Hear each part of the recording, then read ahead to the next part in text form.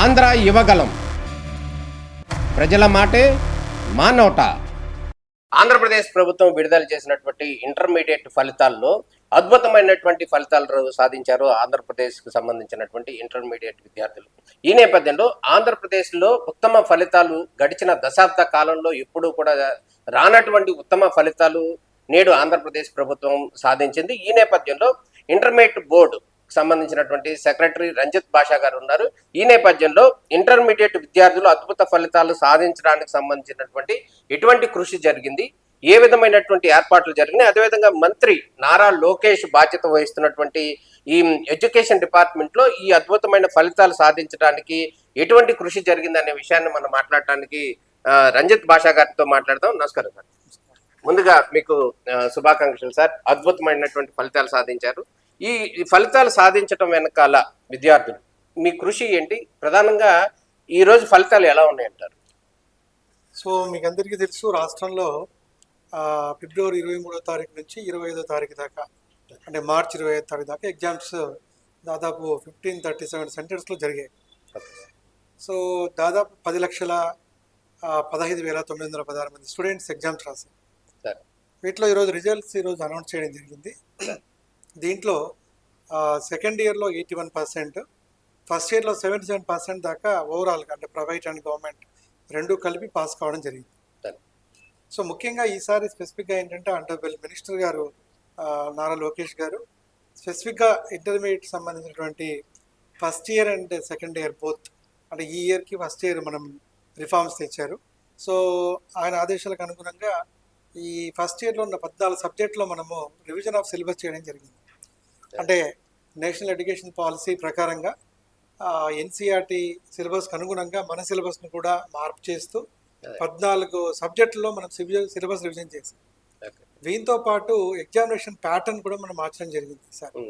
So competitive ఎగ్జామినేషన్స్కి prepare అయ్యే విధంగా వాళ్ళకి ఆబ్జెక్టివ్ క్వశ్చన్స్ ఇవ్వడం.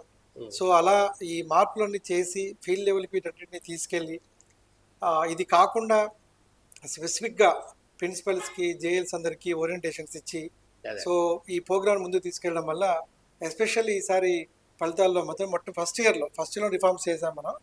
ఫస్ట్ ఇయర్లోనే 77%, దిస్ ఇస్ ద లాస్ట్ 12 ఇయర్స్లో highest percentage of pass percentage so రావడం జరిగింది. అలాగే గవర్నమెంట్ కాలేజీల్లో కూడా 47% లాస్ట్ ఇయర్ ఉంటే ఈసారి 54%, అంటే 7% ఇంక్రీజ్ గవర్నమెంట్ కాలేజీలో. సో అలాగే లాస్ట్ ఇయర్ 70% పాస్ అయినటువంటి సెకండ్ ఇయర్ విద్యార్థులు ఈసారి 81% అచీవ్ అయ్యారు. 11% ఇంక్రీజ్ ఉంది వాళ్ళలో కూడా. సో ఓవరాల్గా ఇది మనకి రిజల్ట్లో ఫలితాలు. అంటే ప్రధానంగా సెక్రటరీగా రంజిత్ భాషా గారు వచ్చిన తర్వాత ఈ సంకల్ప్కు సంబంధించి సంకల్ప్ అనేటటువంటి ఒక కార్యక్రమాన్ని శ్రీకారం చుట్టారు. దాంట్లో భాగంగా ఏదో చేంజెస్ చేశారు అంటున్నారు. ఏం చేశారు సార్ గడిచిన ఒక 60 రోజుల నుంచి? అంటే యాక్చువల్గా ఏం చేసిందంటే, సో ఎస్పెషల్లీ మా హెచ్ఆర్డి మినిస్టర్ గారు, సెక్రటరీ గారు కోనా శశిధర్ గారు, సో ఏంటంటే we want to focus the children, అంటే ఈచ్ పర్సన్ని మనం ఫోకస్ చేయాలి అనే డెప్త్కి వెళ్ళడానికి వీలుగా సంకల్ప్ 50 అని ఒక 50 days ప్రోగ్రామ్ను ఒక డిజైన్ చేశాం. దీంట్లో ఏంటంటే వాళ్ళకి హాఫ్ ఇయర్లీలో ప్రీ ఫైనల్లో వచ్చిన మార్క్స్ని బట్టి స్టూడెంట్స్ని 4 గ్రేడ్గా విభజించాం. అంటే ABCD లాగా. సో వాళ్ళు ఏంటంటే ఏ అంటే ఆల్రెడీ 80% అబౌవ్, ఇలా మార్క్స్ని బట్టి గ్రేడింగ్ చేసాం. అలాగే ఫెయిల్ అయిన వాళ్ళు కూడా D గ్రేడ్లో పెట్టాం. వీళ్ళందరికీ అంటే అందరికీ ఒకే రకమైన ఇన్స్ట్రక్షన్స్ మనకి ఇవ్వడం వల్ల ఉపయోగం ఉండదు. ఆల్రెడీ 90%లో ఉన్న వాళ్ళకి మనం ఫోకస్ చేయకపోయినా వాళ్ళ మార్క్ తెచ్చుకోగలరు. బట్ ఎవరైతే ఫెయిల్ అయి ఉన్నారో లేదా C గ్రేడ్లో ఉన్నారో వీళ్ళిద్దరికీ కూడా స్పెషల్ ఫోకస్ అవసరం. అంటే ఎక్స్ట్రాగా స్టడీ అవర్స్ పెట్టడం, లేదు వాళ్ళు ఏ సబ్జెక్ట్లో ఫెయిల్ అయ్యారో ఆ సబ్జెక్ట్లో ఆ లెక్చరర్ చేత అడిషనల్గా క్లాసులు చెప్పడం. వీటితో పాటు వీళ్ళందరికీ కూడా ఎస్పెషల్లీ సంకల్పంలో భాగంగా ఏవైతే మనకి ఇంపార్టెంట్గా ఒక క్వశ్చన్ బ్యాంక్ లాగా చేసి వీళ్ళందరికీ ఇవ్వడం, సో దట్ వాళ్ళు అది చదువుకోవడం వల్ల అట్లీస్ట్ మనకి ఏంటంటే వాళ్ళ ప్రోగ్రెస్ ముందుకు తీసుకెళ్ళడం. ఈ కార్యక్రమాలు లాస్ట్ 15 daysలో కొద్దిగా ఫోకస్గా చేసాం. సో ఆల్ ప్రిన్సిపల్స్, జేఎల్స్ అందరూ కూడా ఫోకస్డ్గా ఈ చిల్డ్రన్ని ఈ స్టూడెంట్ మీద ఫోకస్గా చేయడం వల్ల ఒక 7% ఈసారి ఇంక్రీజ్ చేయగలిగాం. నెక్స్ట్ ఇయర్ దీన్ని ఇంకా ఇంప్రూవ్ చేయడానికి వీఆర్ మేకింగ్ యాక్షన్ ప్లాన్. ప్రధానంగా ఒక విద్యార్థి ఉంటే ఆ విద్యార్థికి ఒక మిడిల్ స్టెప్ అంటే లైఫ్ చేంజ్ అవడానికి సంబంధించినటువంటి స్టెప్ అనేది ఇంటర్మీడియట్ ఎడ్యుకేషన్లోనే ఉంటుంది అంటారు. ఈ నేపథ్యంలో ఇంటర్మీడియట్ ఎడ్యుకేషన్లో ఎటువంటి వారికి స్టాండర్డ్స్ ఇచ్చారు అని మన గవర్నమెంట్ చెప్పుకోవచ్చు. So especially honourable chief minister గారు అలాగే ఆనరబుల్ మినిస్టర్ గారు ఈసారి చూస్తే not only reforms in the academic session అలాగే వెల్ఫేర్ యాక్టివిటీస్ కూడా తీసుకురావడం జరిగింది. ఏంటంటే అందరికీ కూడా మనకి విద్యామిత్ర కిట్స్, సర్వేపల్లి రాధాకృష్ణ విద్యామిత్ర కిట్స్ అందరికీ ఇవ్వడం జరిగింది. సో ఇంటర్మీడియట్ కూడా దాన్ని ఎక్స్టెండ్ చేసాం. సో దీంతో పాటు మిడ్ డే మీల్స్ కూడా స్టార్ట్ చేసాం అన్ని కాలేజెస్లో కూడా.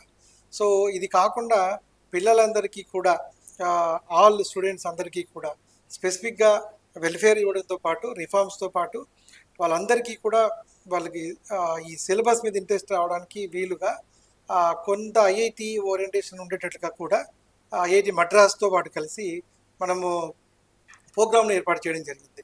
సో ఈ ప్రోగ్రాంలో కొన్ని స్కూల్స్లో ఒక 50 కాలేజెస్లో ఐఐటి మద్రాస్ చేత కూడా కొన్ని క్లాసెస్ చెప్పించడం జరిగింది.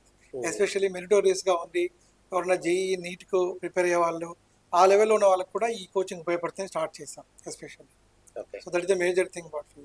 ఓకే, ఈ ఇంటర్మీడియట్లో అంటే ఈ ఫౌండేషన్ లైఫ్ టర్న్ అవుతుంది అంటున్నారు కదా, ఈ సబ్జెక్ట్స్తో పాటు రొటీన్గా నేర్చుకునే సబ్జెక్ట్స్తో పాటు ఇక లైఫ్కి సంబంధించినటువంటి అప్డేట్ కోర్సులు కూడా మన దగ్గర మనం ప్రవేశపెడుతున్నామా, వాటికి సంబంధించి ఏం చెప్పబోతున్నారు? సో యాజ్ యూ సైడ్ అంటే మీరు చెప్పినట్టుగా intermediate is the main bridge అంటే 10th క్లాస్ వరకు మనం ఒక రకంగా అప్పుడప్పుడే బాల్యం నుంచి just we'll coming in to ఇంటర్మీడియట్కి వచ్చేసరికి ఆ టీనేజ్ దశలో ఉంటాం. And then after that will go to +20s.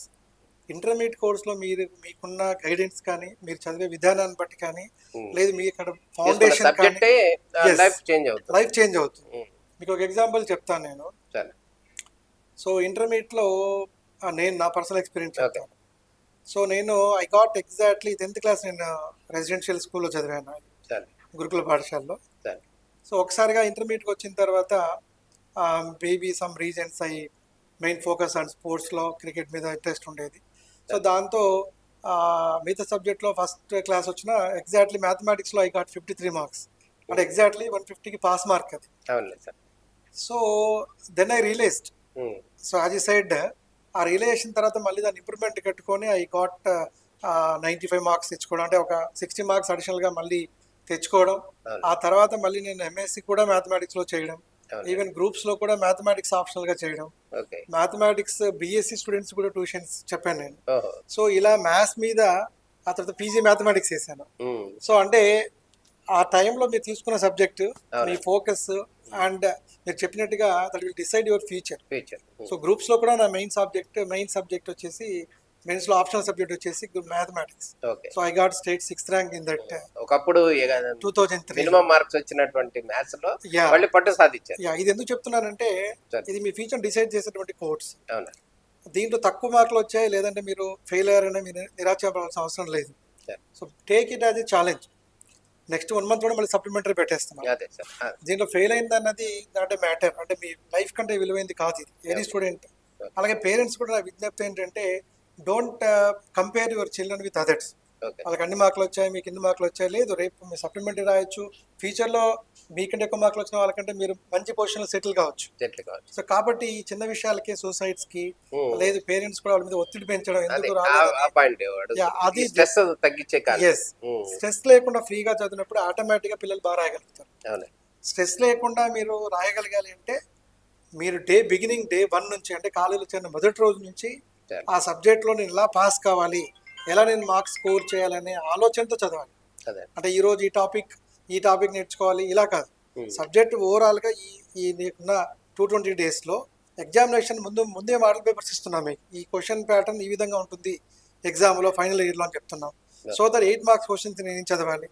Class lesson అయిపోగానే 8 మార్క్స్ క్వశ్చన్స్ ఏవి వచ్చే అవకాశం ఉంది వాటిని నేర్చుకోవడం. ఇలా మొదటి నుంచే మీరు డే 1 నుంచే ప్లాన్ చేసుకోగలిగితే ఈ లాస్ట్గా ఫైనల్ ఎగ్జామ్ వచ్చేసరికి మీరు ఫ్రీ అవుతారు, స్ట్రెస్ లేకుండా ఈజీగా చేయగలరు. Only thing is hard work, spend more time on especially examination point of view చదివితే డెఫినెట్గా అవుతుంది. సార్ ప్రధానంగా ఈ స్ట్రెస్ కానీ ఒత్తిడి గురి చేయటం కానీ లేకపోతే ఈ కాంపిటేటివ్ ఎక్కువ చేయటం కానీ మ్యాక్సిమం చూస్తే కనుక ఈ కార్పొరేట్ కాలేజీలు ఏవైతే ఉన్నాయో ఈ కాలేజీలోనే ఎక్కువ స్ట్రెస్ గురి చేస్తున్నారు. ఈ నేపథ్యంలో వారే ఆ విద్యార్థులే బలవన్మరణాలకు కానీ ఇటువంటి వీటికి పడుతున్నారు అనేది వస్తుంది. ఆ స్ట్రెస్ తగ్గించడానికి మన ఏమైనా ప్రభుత్వం ఏమైనా చేయబోతుందా సార్? అంటే ఎస్పెషల్లీ ఈసారి మీకు ఈ ఐడియా ఉంది, మీ కోచింగ్ సెంటర్ సంబంధించి యాక్ట్ కూడా తీసుకోవడం జరిగింది, హైయర్ ఎడ్యుకేషన్ ద్వారా చేశారు. సరే. సో దీంట్లో ఏంటంటే ఎస్పెషల్లీ ఈ విధంగా స్ట్రెస్ ఉన్న వాళ్ళు హరాస్మెంట్ కోసం కానీ, కోచింగ్ సెంటర్ టైమింగ్స్ కానీ, అలాగే కోచింగ్ సెంటర్ రిజిస్ట్రేషన్స్ కానీ ఈసారి చేయబోతున్నాం. ఓకే. సో ఎస్పెషల్లీ ఈ ఎక్కడైతే ఈ కార్పొరేట్ కాలేజెస్ కానీ, కొన్ని ప్రైవేట్ కాలేజెస్ కానీ, I request all of them and also we're directing them from the board side. సరే. So don't make any stress on them. సరే. సో ఇది అకాడమిక్ ఎగ్జామినేషన్.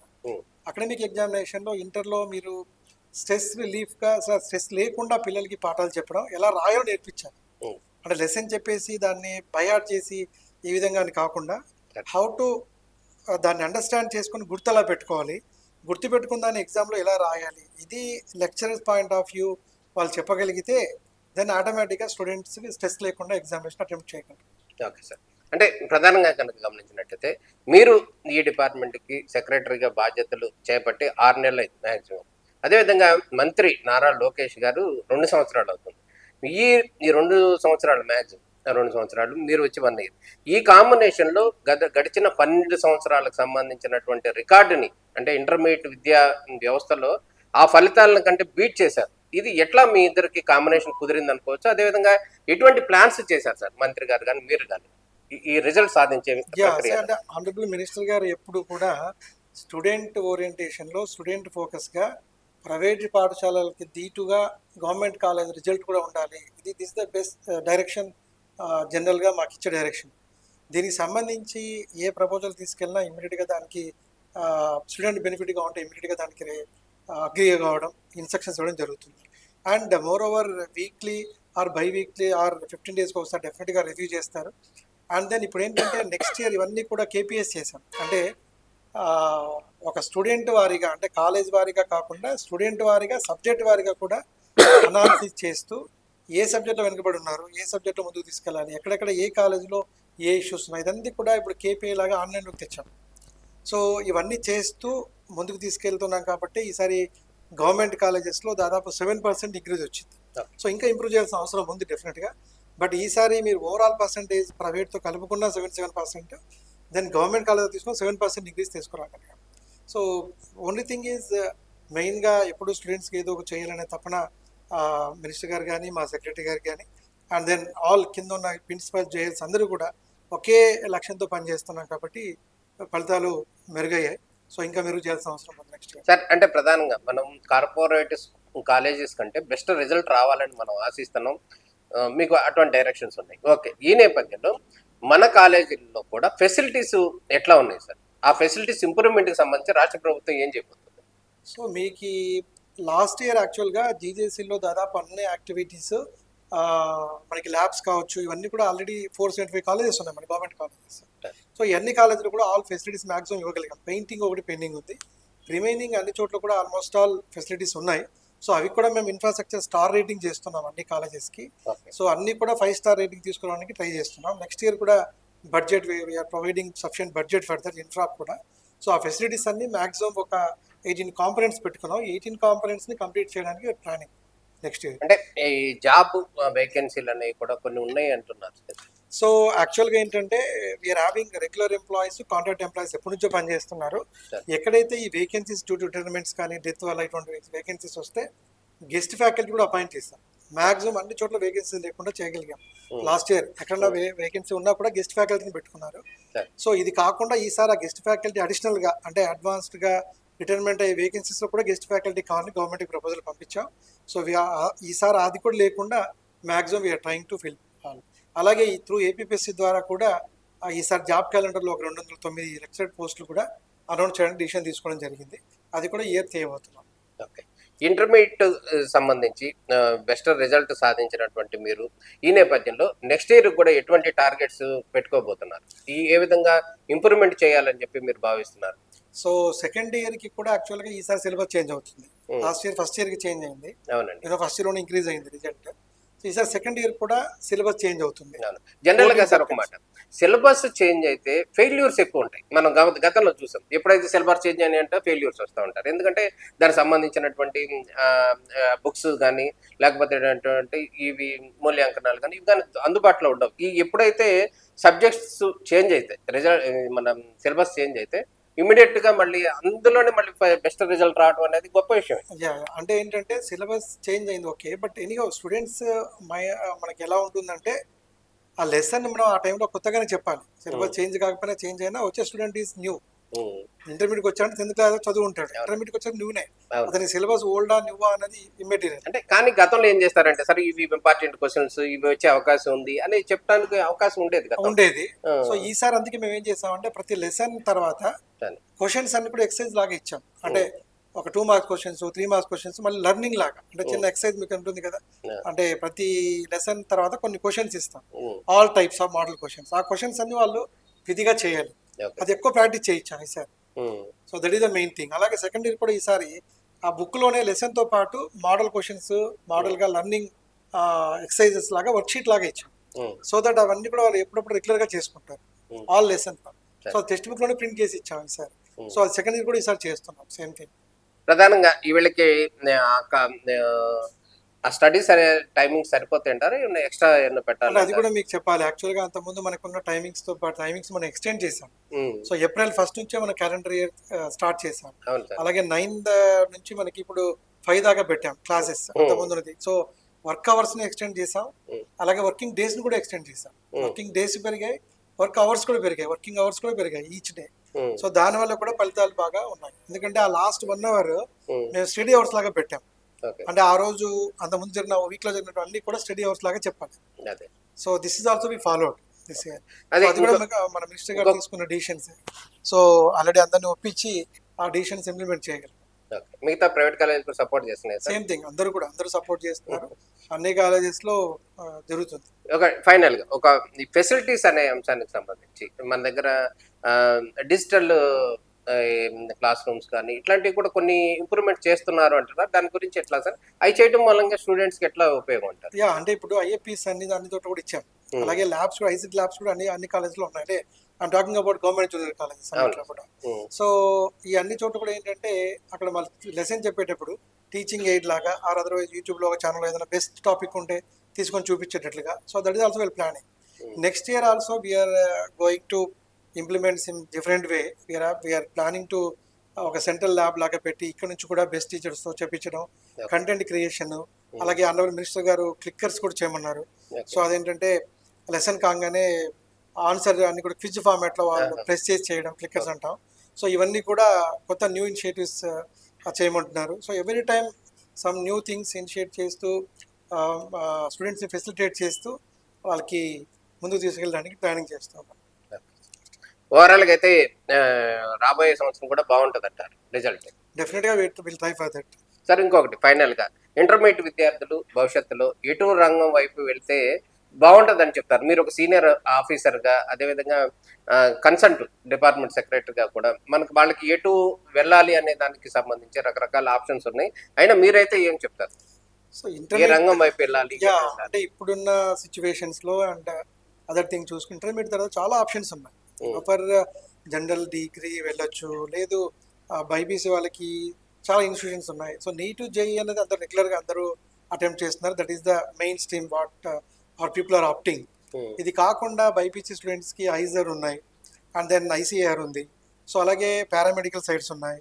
మెడికల్ కాకుండా పారామెడికల్ అయితే కాకుండా some other pharma, other things కూడా ఉన్నాయి. చాలా options ఉన్నాయి.